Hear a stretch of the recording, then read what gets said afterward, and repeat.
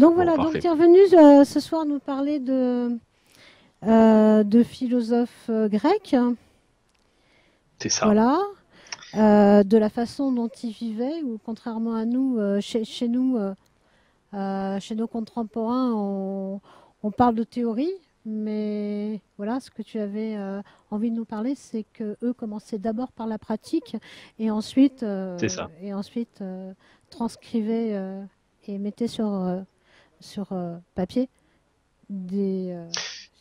leur théorie. Voilà. C'est ça, oui. C'est pour cela qu'on parle davantage de vie philosophique chez les penseurs grecs.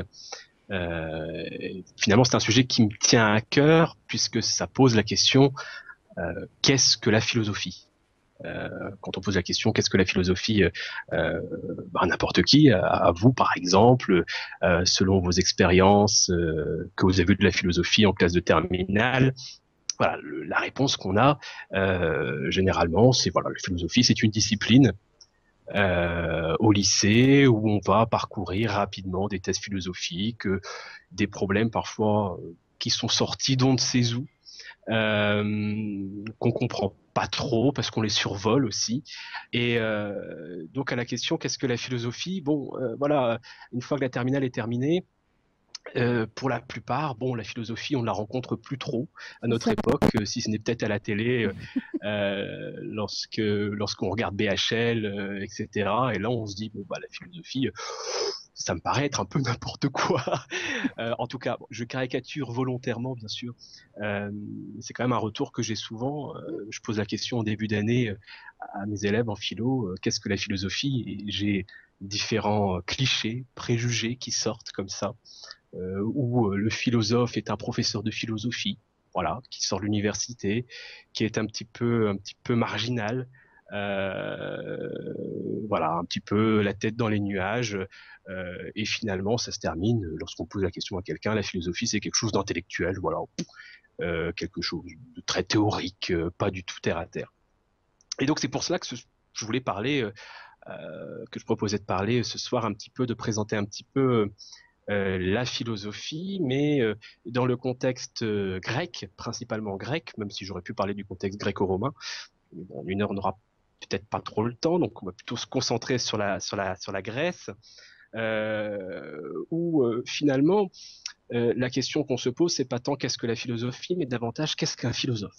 Il faudrait plutôt poser cette question de cette manière. Qu'est-ce qu'un philo- qu'est-ce qu'un philosophe dans ce monde, dans ce monde antique?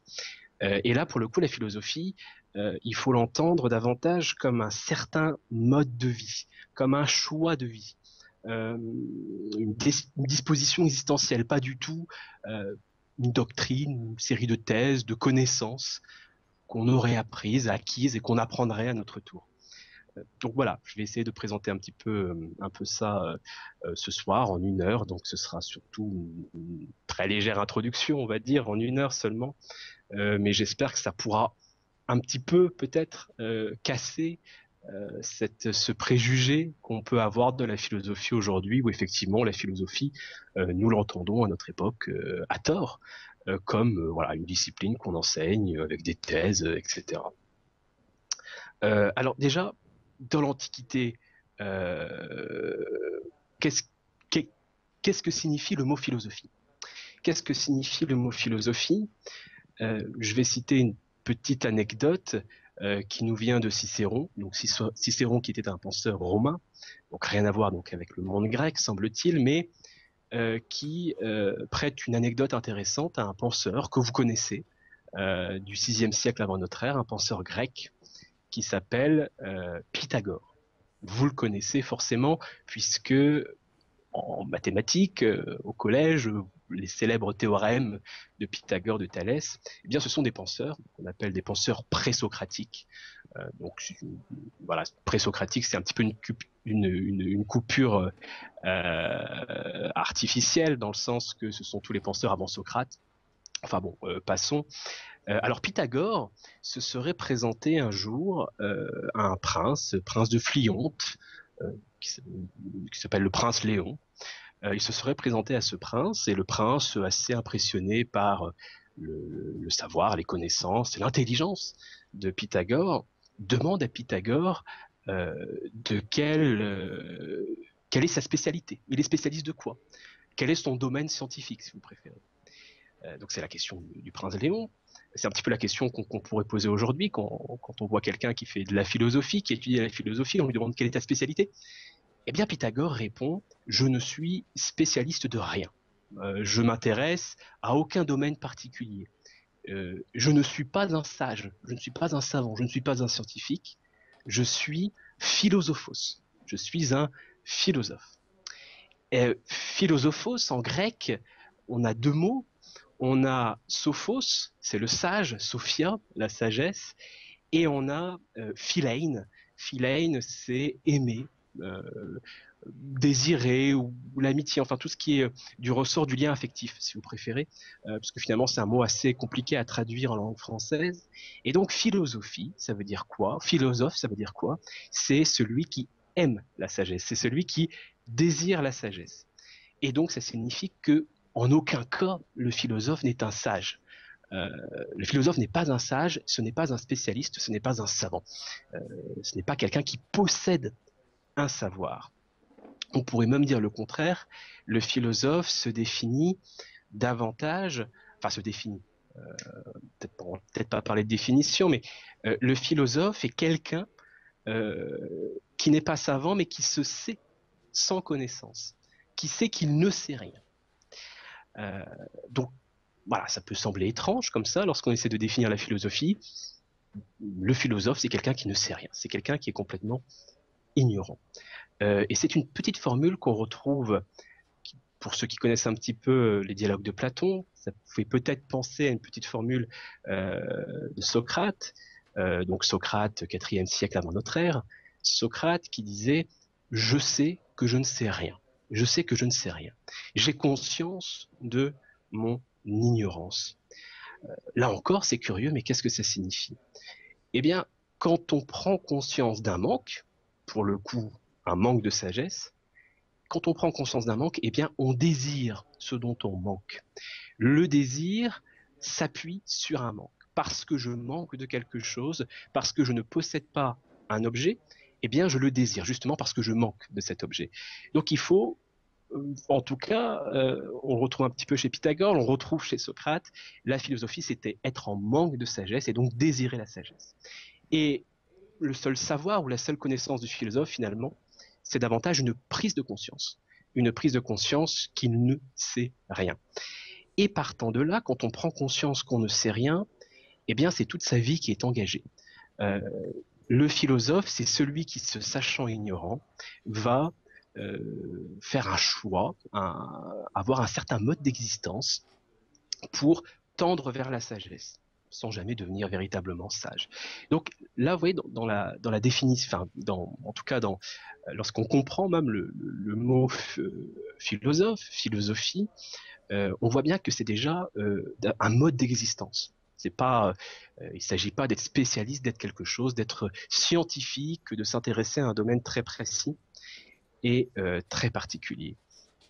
Et donc restons un petit peu sur la figure de Socrate. Euh, Socrate, donc qui se considérait comme un ignorant, qui donc désire la sagesse, conscient de cette ignorance, donc ça engage toute sa vie. Quelle est la visée de la philosophie? Quelle est la visée finalement de cette vie philosophique? Eh bien, cette visée, c'est de se transformer intérieurement. La philosophie consiste à travailler, à avoir un effort permanent qui vise la transformation de soi.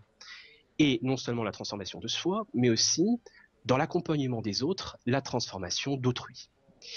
Donc c'est là la tâche du philosophe et c'est là la tâche principalement de Socrate. Alors, juste petite parenthèse, euh, pour qu'il n'y ait pas trop de confusion, petit rappel pour ceux qui ont fait philosophie, pour ceux qui ont eu la philosophie en terminale, vous vous en souvenez peut-être. Socrate, il faut faire attention, quels sont les textes, quelles sont les traces que nous avons de Socrate? La réponse est assez simple, rien. Socrate n'a jamais rien écrit. Et finalement, le Socrate historique, et il a existé évidemment, il a eu une influence considérable, le Socrate historique, nous n'avons pas de traces directes en tout cas de lui. Nous ne connaissons Socrate qu'à travers les différents témoignages et les écrits de ses disciples ou différentes anecdotes que nous avons, et notamment et surtout par l'un de ses disciples que vous connaissez, c'est Platon, qui va mettre en scène son ancien maître, qui va mettre en scène Socrate dans la quasi-totalité des dialogues, à quelques exceptions près. Donc finalement, quand on parle de Socrate, c'est pour ça que je parle de la figure de Socrate davantage que le Socrate historique, puisqu'il s'agit d'un Socrate un peu fictif, un Socrate mis en scène par son disciple qui est Platon, même si Socrate a existé. Hein. Attention, il ne faut surtout pas remettre cela en cause, le Socrate historique a existé, mais bon, voilà, on n'a pas de témoignage direct. Alors, justement, restons sur cette figure de Socrate. Socrate, quelle était la tâche du philosophe? Quelle était la tâche que s'est donnée Socrate? Eh bien, Socrate, il se présentait, selon ses propres termes, qu'on trouve dans l'un des dialogues de Platon, dans le Tête-à-Tête, il se présentait comme un accoucheur. La mère de Socrate était sage-femme.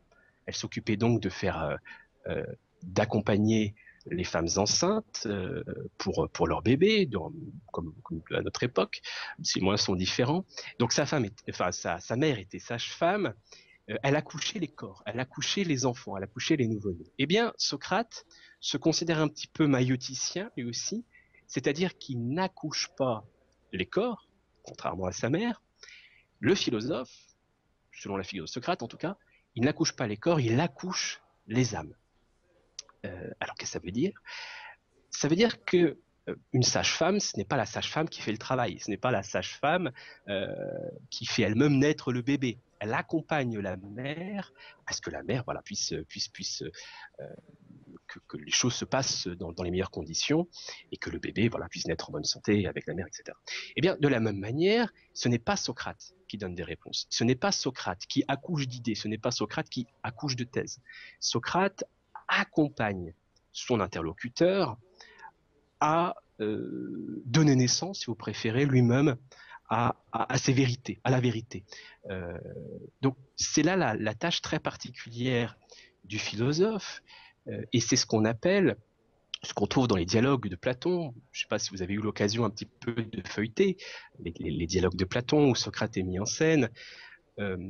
C'est parfois un petit peu énervant puisque Socrate finalement il ne donne aucune réponse, il pose des questions. Il pose des questions à son interlocuteur. Pourquoi le philosophe pose davantage de questions qu'il ne donne de réponses? Tout simplement parce que la visée consiste à faire accoucher les âmes, à faire accoucher l'autre de connaissances. C'est ce qu'on appelle cet art de faire accoucher les esprits, la maïeutique, accoucher les esprits. Alors pour ce faire, Socrate a quelques méthodes. Il use notamment de ce qu'on appelle l'ironie socratique. Alors qu'est-ce que l'ironie? C'est que Socrate, par son ironie, fait semblant finalement de ne rien savoir. Il se présente comme quelqu'un de naïf. Il croise un savant, par exemple, il croise un savant sur l'agora. Il va le questionner, le savant va lui répondre, et il va faire semblant, c'est là l'ironie socratique, il va faire semblant de ne pas comprendre, de pas trop comprendre, etc. Finalement, pour quelle finalité? Pour que ce savant, ce prétendu savant, cet interlocuteur qui se présente comme un savant, se rende compte, on en revient à ce qu'on disait tout à l'heure, se rende compte que ses connaissances ne tiennent pas et que finalement il est ignorant. L'art de Socrate, avec l'ironie socratique, cette maïeutique, consiste finalement à faire prendre conscience à ses interlocuteurs que leurs opinions ne tiennent pas, qu'ils ont des préjugés, et à partir de là, donc, d'inviter l'autre à une vie philosophique qui consiste à se transformer intérieurement. C'est pour cela d'ailleurs que la philosophie se pratique dans le dialogue. Ça ne se pratique pas en tout cas avec Socrate, vous prenez les textes de Platon, donc, ce sont des dialogues où on met en scène Socrate qui discute avec tel interlocuteur, etc. Donc, avec cette figure socratique, on conçoit la philosophie comme finalement un souci de soi, mais attention, un souci de soi qui est indissociable du souci des autres et aussi du souci de la cité. Parce que se transformer soi-même, ce n'est pas du tout se replier sur soi. Se transformer soi-même, c'est aussi viser à accompagner, à transformer l'autre et du même coup à transformer la vie en communauté, à transformer la cité. Donc voilà un petit peu la figure de Socrate où on voit que le philosophe n'est pas du tout, je sais pas, dans sa classe en train de faire cours. Voilà, il va sur le terrain, il discute, il questionne, il use parfois, il ruse avec cette ironie pour que l'autre prenne conscience, voilà, que finalement il n'est pas le sage qu'il pense être. Alors, je vais vous lire un petit texte de Plutarque, qui est un philosophe romain, donc beaucoup plus tardif, hein, au deuxième siècle de notre ère. Et voici comment Plutarque présentait Socrate et présentait le philosophe. Je lis ce petit texte. C'est Plutarque hein, qui écrit. La plupart des gens s'imaginent que la philosophie consiste à discuter du haut d'une chaire et à faire des cours sur des textes.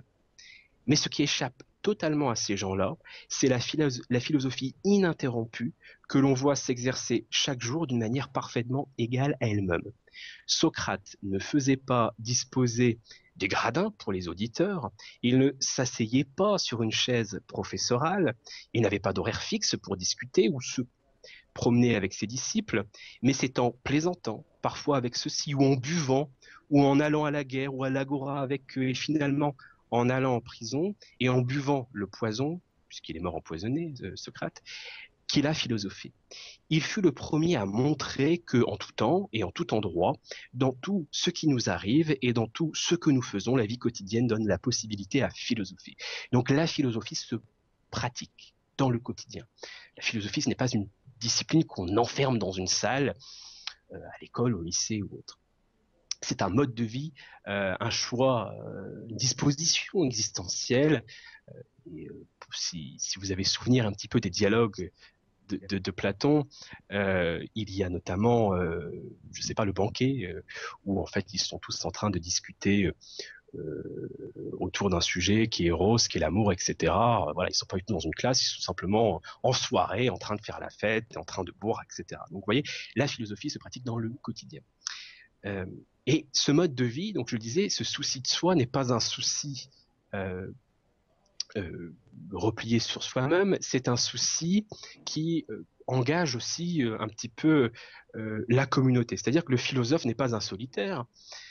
Euh, en, dans l'Antiquité grecque, il y a des solitaires, bien sûr, mais en règle générale, il s'agit de partager une certaine forme de vie.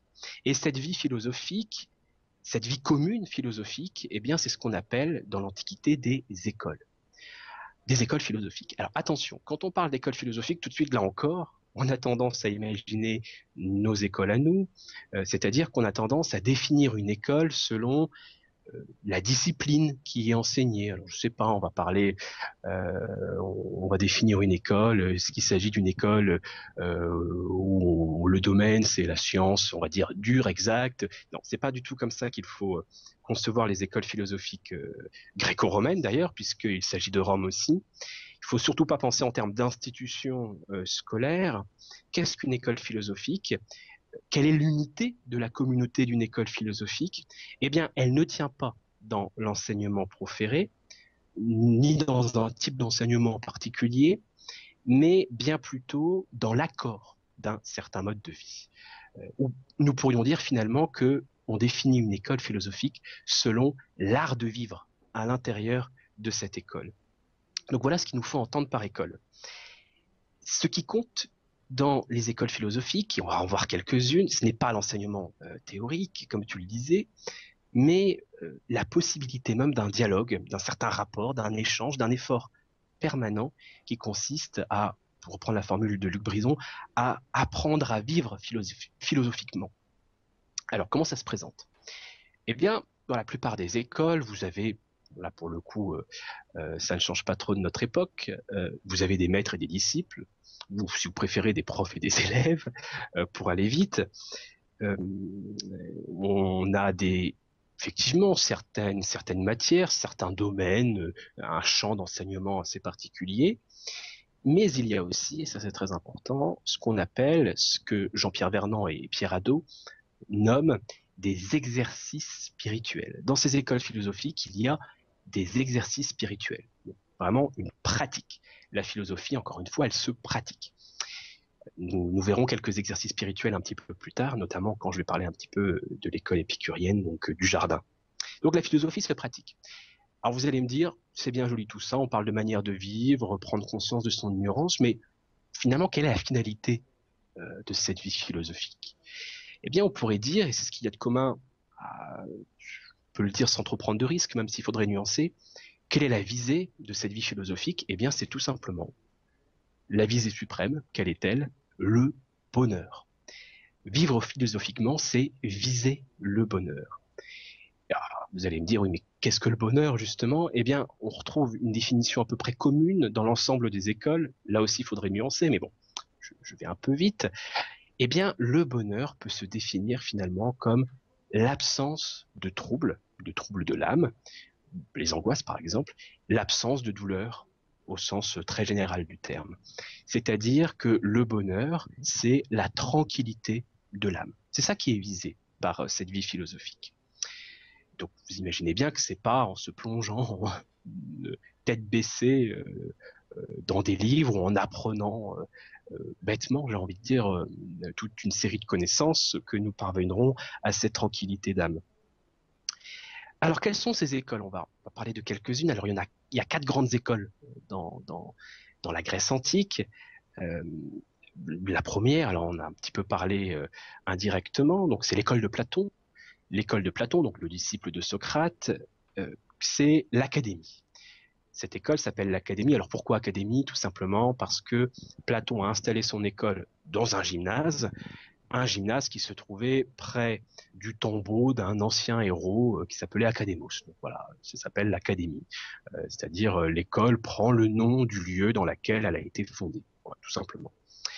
Alors l'Académie de Platon, elle est particulière puisque l'Académie de Platon, cette école est politique. Il y a vraiment une visée politique. Et là encore, vous remarquerez on ne sépare pas la philosophie de la cité, de la communauté, de la collectivité, etc.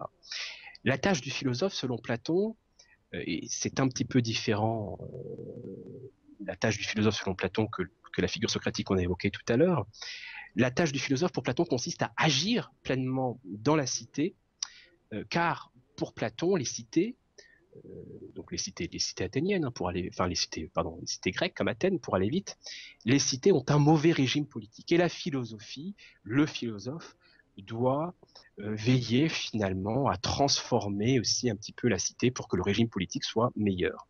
Et beaucoup d'élèves à l'académie ont d'ailleurs joué un rôle important sur le plan politique, que ce soit à Athènes ou ailleurs. Donc on y étudie, puisque forcément on a quand même des enseignements très précis, on y étudie les mathématiques, la géométrie, etc. Donc c'est très important et on a des exercices de raisonnement, dont des exercices dialectiques. Alors qu'est-ce que c'est des exercices dialectiques?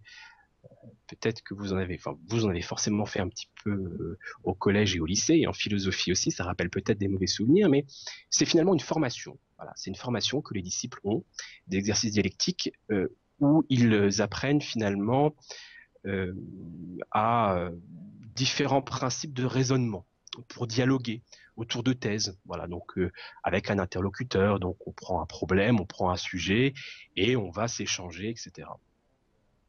Pourquoi ces exercices dialectiques? Encore une fois, pour préparer les disciples à la vie politique. Puisque forcément, lorsque vous prenez des fonctions politiques ou lorsque vous débattez, eh bien, il s'agit d'un échange verbal, rhétorique, etc. Ah, attention tout de même, il ne s'agit pas, dans l'Académie de Platon, par ces exercices dialectiques, et ça c'est très important, il faut nuancer, il ne s'agit pas finalement d'apprendre comment dire, à manier des joutes politiques un petit peu comme on le verrait aujourd'hui. Quelles sont les joutes politiques? Alors vous le savez, vous prenez n'importe quel débat à la télévision ou ailleurs. Euh, quelle est la finalité de quelqu'un qui va débattre politiquement? C'est d'avoir raison sur l'autre, c'est d'écraser l'autre. Ce n'est pas du tout de se mettre en accord, c'est voilà de jouer avec des argumentations, avec quelques techniques, etc. pour le spectacle aussi, hein, tout simplement séduire les spectateurs, tout simplement pour avoir raison, pour donner l'impression en tout cas que nous possédons la vérité ou qu'on est meilleur que l'autre, etc. Il ne s'agit surtout pas de ça avec les exercices dialectiques. Il s'agit surtout pas d'apprendre le discours, on va dire, séducteur. Il s'agit surtout pas d'apprendre le discours manipulateur. Il s'agit au contraire d'un échange entre deux interlocuteurs et ces deux interlocuteurs ne cherchent pas à avoir raison, Il ne s'agit pas à ce qu'il y ait un gagnant et un perdant, si vous préférez. Il s'agit dans ce dialogue, dans cette confrontation et dans cet échange de deux points de vue, de s'élever, de sa perspective individuelle et d'être en accord finalement, de trouver un terrain d'entente sur une proposition qui va dépasser le simple point de vue individuel. Donc il s'agit véritablement d'une construction qui consiste encore à se transformer soi-même en se transcendant soi-même par le dialogue, c'est-à-dire en dépassant sa perspective individuelle, en dépassant son point de vue. Donc vous voyez, c'est pas du tout finalement, le but n'est pas du tout d'apprendre à manipuler l'art du discours et d'avoir raison à tout prix sur l'autre, quand bien même nous aurions, voilà, ça reposerait sur des mensonges. Comme vous le savez, on peut tout à fait gagner un débat politique sur des sornettes. Donc c'est pas du tout cela. Donc voilà un exemple d'exercice donc dialectique qui se fait donc quotidiennement, qui est très important.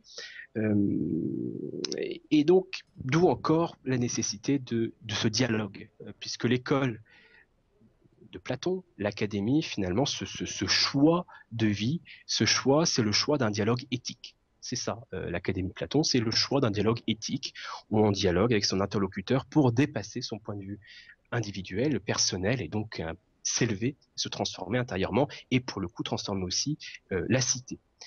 D'où, encore une fois, vous avez sans doute saisi l'importance du dialogue chez Platon et la forme des textes de Platon qui sont des dialogues.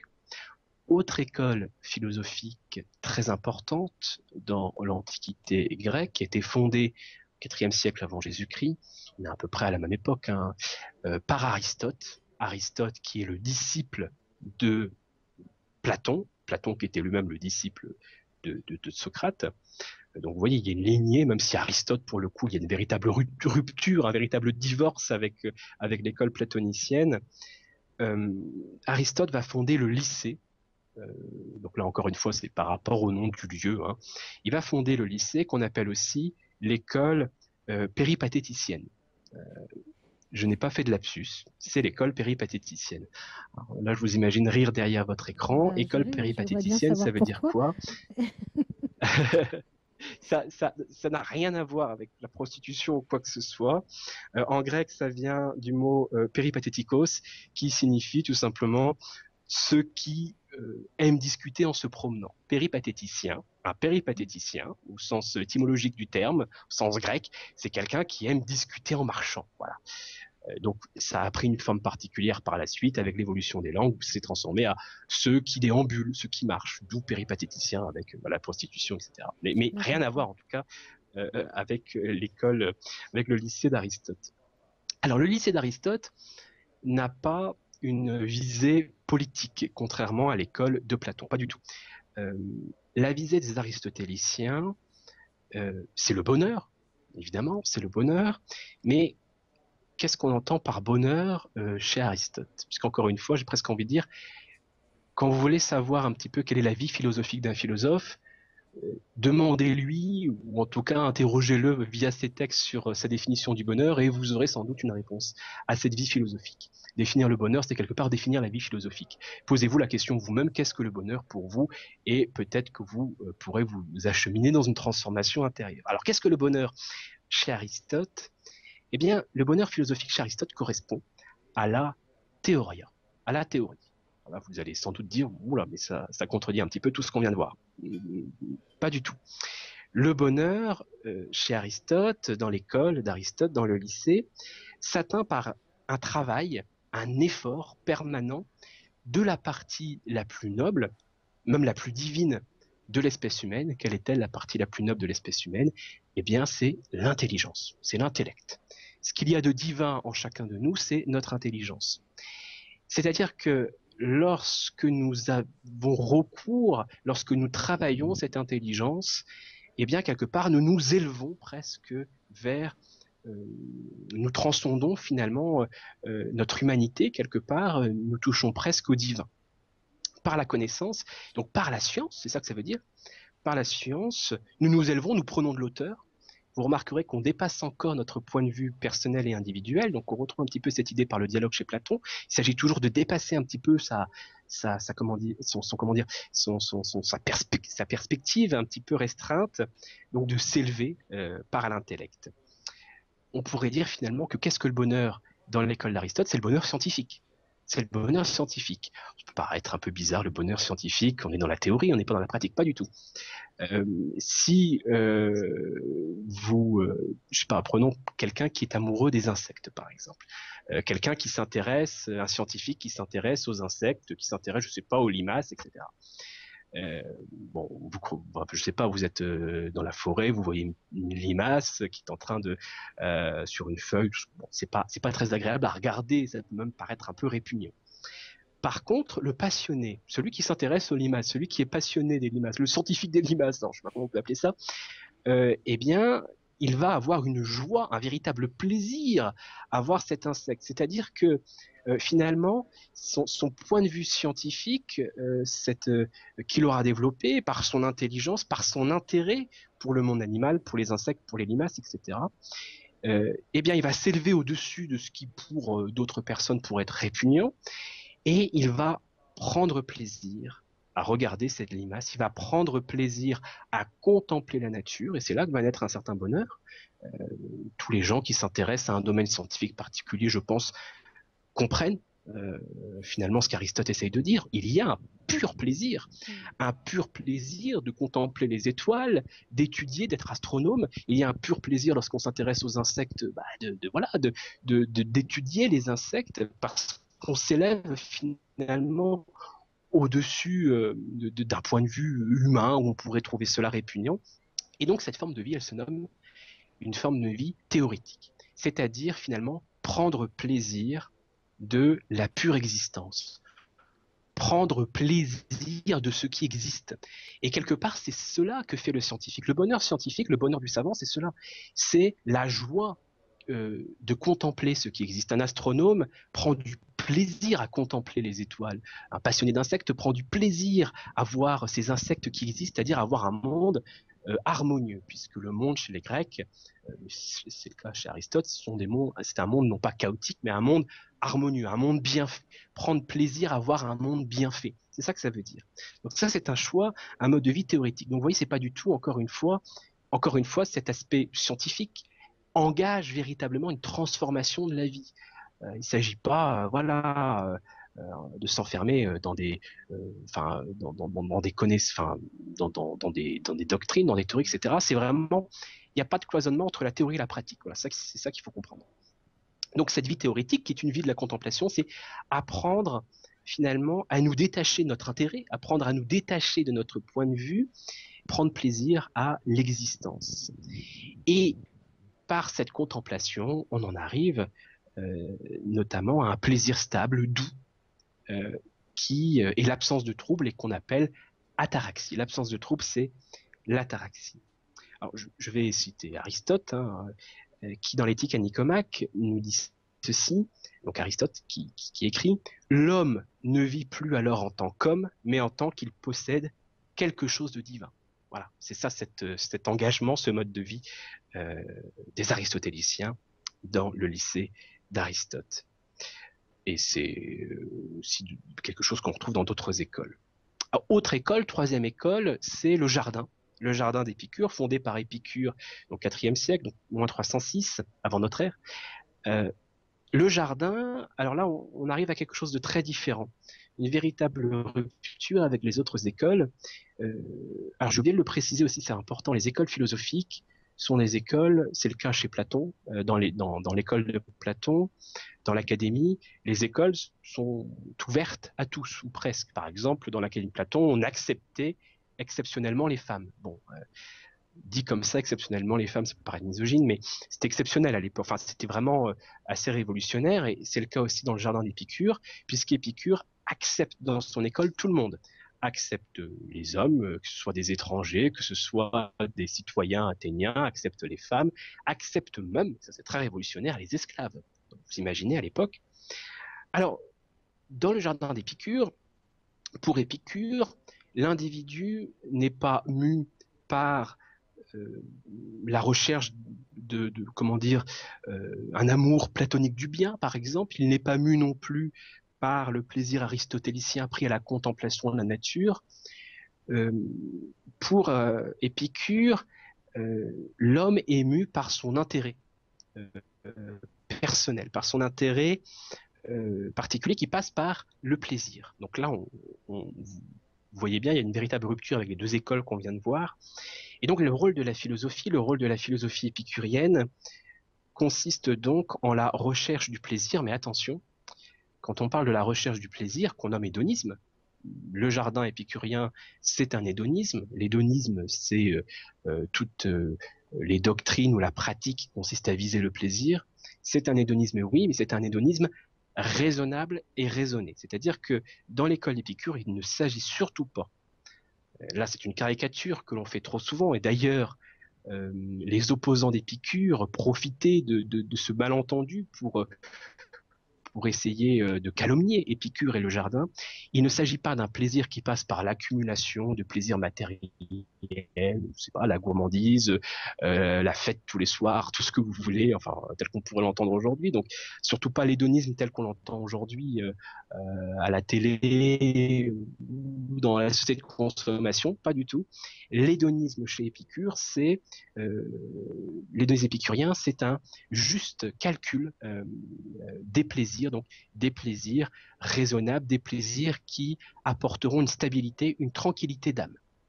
On aura l'occasion juste un tout petit peu de voir ça plus tard, puisque je conclurai tout à l'heure avec Épicure, il y a des choses vraiment très intéressantes, mais juste pour donner un exemple, une petite anecdote, on a connaissance de cette anecdote à propos d'Épicure, alors on ne sait pas si elle est vraie, mais si vous vous imaginez que l'épicurisme et l'hédonisme, il s'agit finalement, voilà, on fait la fête tous les soirs, etc. Voici quel était le repas, semble-t-il, quotidien d'Épicure. Donc il s'agit surtout pas, voilà, d'un repas copieux. Épicure, qu'est-ce qu'il mangeait, qu'est-ce qu'il buvait? Un peu de pain et de l'eau. Voilà. Vous voyez, on n'est pas du tout dans l'hédonisme caricatural et vulgaire qu'on pourrait imaginer. Et de temps en temps, attention, un grand plaisir, exceptionnellement, un petit pot de fromage. Donc voilà, on est très loin de la caricature de l'hédonisme. Donc je laisse Épicure de côté pour l'instant. Quatrième école, très importante, c'est la Stoa, le portique de Zénon. C'est l'école stoïcienne, que vous connaissez sans doute un petit peu de nom aussi, les stoïciens. Le bonheur pour les stoïciens n'est pas pris dans le plaisir matériel, n'est pas pris dans le plaisir de la chair ou tout ce que vous voulez, n'est pas pris dans le plaisir par rapport à un intérêt individuel, mais dans le... Ouais, ça y est, j'ai pas le sens du. Voilà, c'est bien. Donc, tu vas pas raccourcir ton temps d'intervention. J'ai philosophé sur le paquet de données, donc je suis restée dans le ton. Et J'ai entendu. on en était resté au petit pot de beurre, un petit peu plus loin. Et donc, je te propose de reprendre, ce que ça tombe bien ce qui vient de nous arriver, puisque là, comment un stoïcien se serait comporté à ce moment-là? J'étais justement en train de dire que les stoïciens distinguent ce qui dépend de nous, comme par exemple, là, ce qui dépend de moi, c'est la manière dont je parle, ce que je suis en train de dire, mon intention dans mon discours, etc. Et ce qui ne dépend pas de nous, comme la déconnexion qu'on vient d'avoir. Eh bien, comment un stoïcien doit réagir finalement? Il doit travailler sur ce qui ne dépend pas de lui, accepter que ça ne dépend pas de lui, ne pas y voir un malheur, puisque ce qui ne dépend pas de nous, lorsqu'il nous arrive des malheurs, des choses qui nous tombent dessus, des choses qui ne sont pas agréables, ce sont des malheurs parce que nous jugeons que ce sont des malheurs. Et bien qu'on ne puisse pas interagir, qu'on ne puisse pas changer ce qui ne dépend pas de nous, ce qu'on peut changer par contre, là on en revient à une transformation intérieure, ce sont les jugements que nous avons sur ces choses qui nous arrivent. Donc voilà, ça c'est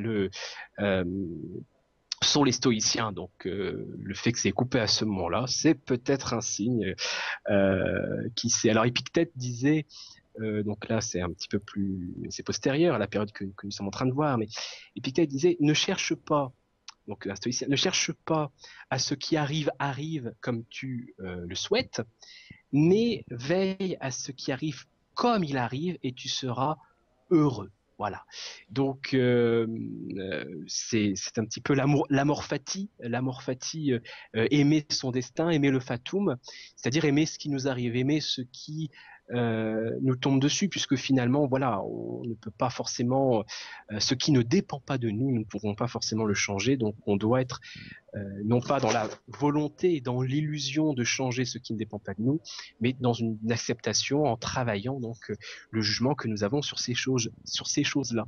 Et il y a tout un travail donc chez les stoïciens, un travail assez important qu'on retrouve aussi dans les autres écoles philosophiques. D'ailleurs, j'ai oublié de le signaler, mais on va donc parler de cela avec le stoïcisme. Il y a toute une réflexion sur la mort. Alors la réflexion sur la mort, c'est pas du tout quelque chose de morbide.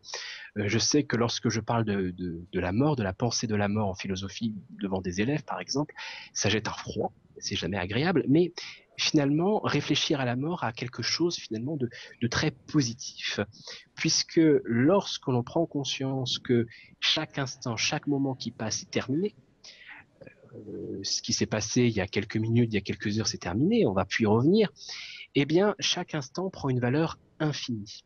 Et tout autant que chaque instant prend une valeur infinie, ce sont nos actions finalement qui prennent une valeur et une importance considérable. Marc Aurèle disait, il faut accomplir chaque action de la vie comme si c'était la dernière. Donc là, on voit, vous voyez, la réflexion qu'il y a sur la mort est une réflexion qui va aussi nous transformer dans nos actions. Encore une fois, on ne sépare pas les doctrines, la pensée, la réflexion de la pratique ou de l'action.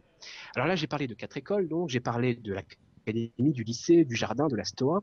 On peut parler de deux autres écoles qui ne sont pas vraiment des écoles en ce sens qu'il ne s'agit pas d'institutions avec forcément des maîtres et des disciples. On en trouve encore, il ne s'agit pas non plus d'institutions dans un lieu très précis. Il s'agit, donc ces deux écoles un peu particulières, du scepticisme ou pyrrhonisme et du cynisme. Alors le scepticisme, qu'est-ce que c'est? Je vais y aller rapidement. Le scepticisme consiste finalement à refuser tout dogme. Le scepticisme consiste à viser la tranquillité d'âme, puisqu'on est toujours dans cette tranquillité d'âme, par la suspension de tout jugement. C'est-à-dire qu'on arrête de juger. Voilà. C'est ce qu'on appelle l'époquée. On arrête de juger, on suspend le jugement.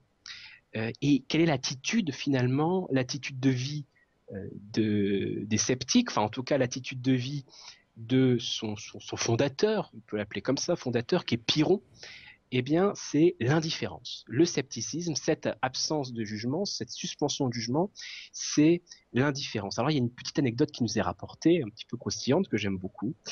Euh, Pyrrhon, qui était en expédition, avec donc les expéditions d'Alexandre le Grand, puisqu'on est à cette époque-là. Donc Alexandre le Grand faisait des expéditions un peu partout, notamment en Inde. C'est d'ailleurs là que Pyrrhon, semble-t-il, aurait rencontré des sages indiens qu'on appelle les gymnosophistes, les sages nus, et qui pour le coup, les gymnosophistes, vivent véritablement leur pensée, et la pensée est vraiment vécue, et leur vie est pensée de façon assez radicale parfois, et ça a beaucoup influencé les penseurs grecs. On a tendance à séparer l'Occident de l'Orient, pas du tout. Il y a vraiment une rencontre et une influence des deux côtés, une rencontre très intéressante qu'on voit avec Pyrrhon. Enfin, je reviens à mon anecdote. Donc, Pyrrhon était avec son maître Anaxarque, le maître de Pyrrhon, et durant une expédition, je suppose, et Anaxarque tombe, donc son maître tombe dans un marécage. Voilà, il tombe, enfin il piétine, on ne sait pas trop. Il est peut-être en train de se noyer, il s'est peut-être fait mal, il a peut-être besoin d'aide, il a peut-être besoin d'assistance. Et comment réagit Pyrrhon? Eh bien c'est simple, Pyrrhon ne va pas l'aider. Voilà, il continue sa route de manière impassible et indifférente. Alors les autres disciples d'Anaxarque lui font des yeux assez sombres à Pyrrhon qui n'a pas été aider son maître. Et voilà que le maître de Pyrrhon, Anaxarque, donc s'est relevé de son marécage, donc vient s'adresser à Pyrrhon. Alors vous imaginez peut-être la réaction d'Anaxarque qui consisterait à gronder son disciple de ne pas avoir l'aider. Eh bien pas du tout. Anaxarque félicite l'indifférence de son disciple, félicite donc cette impassibilité de Pyrrhon. C'est un petit peu particulier, mais vous voyez que c'était vraiment l'attitude véritablement l'attitude c'est cette vie philosophique, cette attitude, et non pas simplement des doctrines ou des connaissances qu'on accumule, encore une fois. Et donc, les sceptiques, Pyrrhon, donc les exercices spirituels, ça passait par toute une série de méditations, etc., comme dans d'autres écoles d'ailleurs. Alors, je passe au cynisme, qui est assez amusant aussi. Donc, le cynisme qui a été fondé par Antisthène.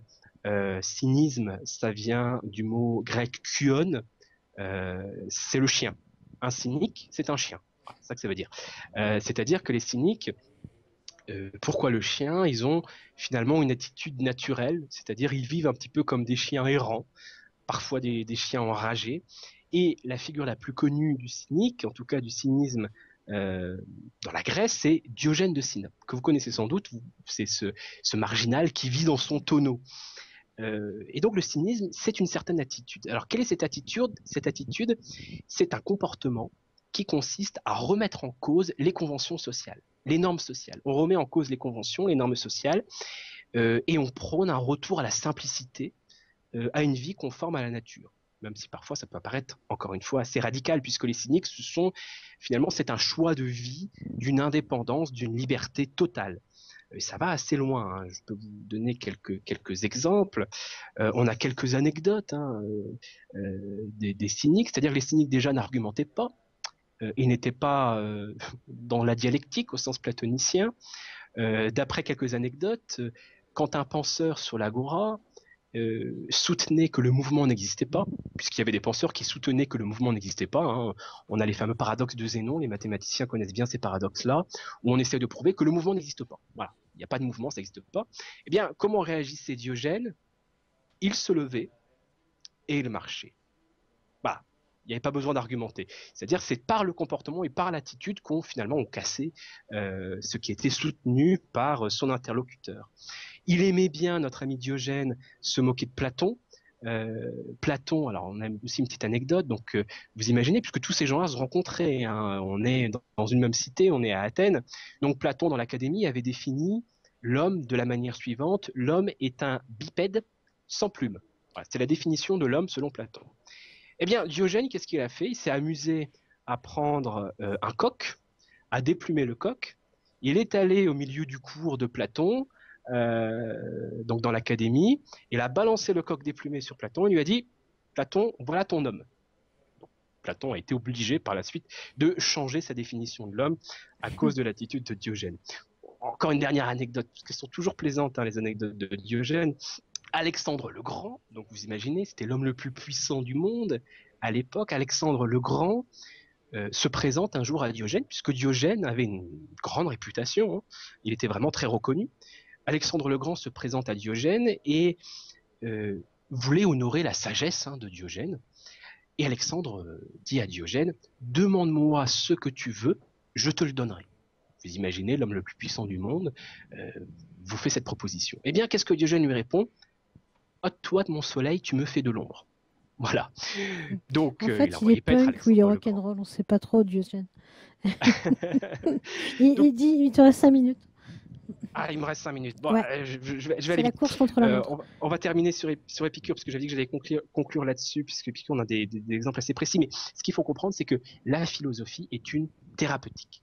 Là, on a vu plusieurs écoles, on a vu plusieurs attitudes de vie. Bon, j'aurais voulu aller plus dans le détail, mais c'est pas grave. La philosophie devient une thérapeutique. Et on retrouve cela dans l'épicurisme, puisque l'épicurisme consiste à soigner les troubles de l'âme, encore une fois, à trouver une tranquillité de l'âme. Je vous disais tout à l'heure que dans le jardin d'Épicure, donc Épicure considère que pour atteindre le bonheur, ça passe par des plaisirs raisonnables, c'est-à-dire que par la philosophie d'Épicure, il faut apprendre à distinguer des plaisirs stables, donc les plaisirs qui peuvent apporter une tranquillité d'âme, et les plaisirs instables, les plaisirs qui sont en mouvement. Par exemple, je ne sais pas, un exemple de plaisir instable, ce serait la gourmandise. Si par exemple vous mangez sans avoir faim, des bonbons, vous n'allez jamais être rassasié et ça va se terminer par un mot de ventre. Voilà. Donc là, vous avez l'exemple d'un plaisir instable pour aller vite. Et donc, pour Épicure, et c'est là la vie philosophique épicurienne, il s'agit finalement de faire un travail sur ses désirs, où il faut distinguer les désirs non naturels et non nécessaires. Quels sont les désirs non naturels et non nécessaires? Ce sont par exemple, je ne sais pas, la gloire et la richesse. Ce sont des désirs non naturels et non nécessaires qui mènent à la souffrance. Autre exemple de désir non naturel et non nécessaire, c'est ce qu'il appelle les désirs vides. C'est-à-dire, je sais pas, vouloir être immortel. On peut désirer être immortel, mais c'est un désir vide, puisque déjà c'est irréalisable, quand bien même ce serait réalisable avec notre technologie aujourd'hui, est-ce que ça nous apporterait le bonheur? Réponse d'Épicure, non. Autre désir, le désir, donc les désirs non naturels, il faut les proscrire. Il faut surtout pas les suivre, ça va nous conduire au malheur. Il y a ensuite, deuxième type de désir, les désirs naturels non nécessaires, c'est-à-dire les désirs qui sont naturels par rapport au corps, mais qui sont nécessaires, c'est-à-dire on peut s'en passer. Exemple, manger sans avoir faim, boire sans avoir soif. Vous êtes en soirée, vous savez très bien ce que ça signifie, boire sans avoir soif. C'est naturel, hein, ça passe par par l'organisme, etc. Mais on peut s'en passer. Et enfin, désirs nécessaires naturels. Et là, pour le coup, ce sont des désirs qui sont à consommer sans modération, j'ai envie de dire. C'est tous les désirs qui mènent au bonheur, c'est-à-dire la tranquillité du corps. Par exemple, ne pas avoir trop froid, ne pas avoir trop chaud, ne pas avoir faim, ne pas avoir soif, être rassasié comme il faut. Mais aussi, quels sont ces désirs naturels nécessaires? Eh bien, par exemple, l'amitié. L'amitié est un désir naturel nécessaire et aussi la philosophie. Pourquoi la philosophie est un désir naturel nécessaire qui mène au bonheur? Parce qu'encore une fois, la philosophie est une certaine attitude de vie, une certaine pratique qui, chez Épicure, consiste notamment à distinguer les bons et les mauvais plaisirs, les bons et les mauvais désirs. Donc c'est toute une thérapeutique qu'on retrouve chez Épicure. Bon, j'aurais pas le temps de vous en parler. Peut-être sur IRC, il y a Tétrapharmacon pour apprendre notamment à ne plus être angoissé par les dieux, par exemple, par toutes les croyances superstitieuses, ne plus être angoissé par la mort, etc. Et donc vivre philosophiquement, c'est ça. C'est vivre conformément à la pensée, penser conformément à la vie, trouver un certain équilibre, viser une tranquillité de l'âme, transcender les conventions, les opinions, les préjugés, viser l'ataraxie, c'est-à-dire une transformation intérieure qui n'est pas un repli solitaire, mais qui engage aussi une transformation en communauté, en collectivité et dans la cité. Voilà. Ben, voilà qui nous ressemble bien. Bah, écoute, je te remercie, c'est comme toujours vraiment passionnant. Bah, je te propose de développer tout ce que tu aurais aimé développer plus avant bah, là, pour la prochaine fois. Et puis, je pense que vraiment, là, on voit bien à quel point le bonheur s'obtient par la réflexion, par le fait de faire ses propres choix et de faire ce qu'il faut pour pouvoir les vivre. Voilà, ça me semble être une belle leçon de philosophie pour ce soir. Voilà. Bien, donc oui, tu peux peut-être effectivement discuter avec les gens maintenant sur l'URC. Et puis ben, on se retrouve tout à l'heure en fin de Tout à soirée. l'heure. Voilà. À tout à l'heure. Tout à l'heure.